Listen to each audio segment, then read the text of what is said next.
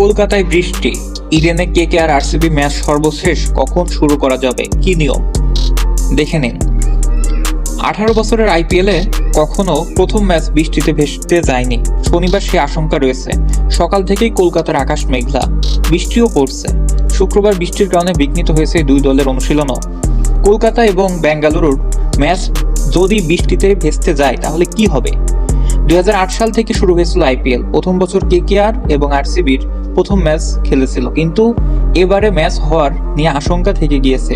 লিগের ম্যাচে কোনো রিজার্ভ দিনও থাকে না, ফলে বৃষ্টির জন্য সময় নষ্ট হলে প্রথমে চেষ্টা করা হবে ওভার কমিয়ে ম্যাচ করানোর।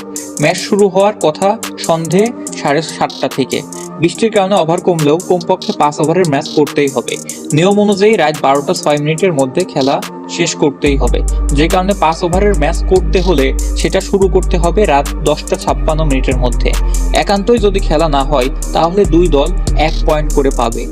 শনিবার কলকাতায় বজ্রবিদ্যুৎ সহ বৃষ্টির সম্ভাবনা রয়েছে, তবে আবহাওয়া অফিসের তরফে জানানো হয়েছে যে বিক্ষিপ্ত বৃষ্টি, সঙ্গে 30 থেকে 40 কিলোমিটার প্রতি ঘন্টা গতিতে বইবে হাওয়া। টানা বৃষ্টির সম্ভাবনা নেই, যা আশা জাগাচ্ছে সকলের মনে।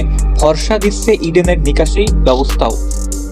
পুরো মাঠ ঢেকে দেওয়ার ব্যবস্থা রয়েছে, ফলে বৃষ্টি হলেও তা থামার পর খুব বেশি সময় লাগবে না ম্যাচ শুরু করতে। আপনাদের কাছে কি মনে হয়, আজকের ম্যাচে কে জিতবে? অবশ্যই কমেন্ট করে জানিয়ে দিন।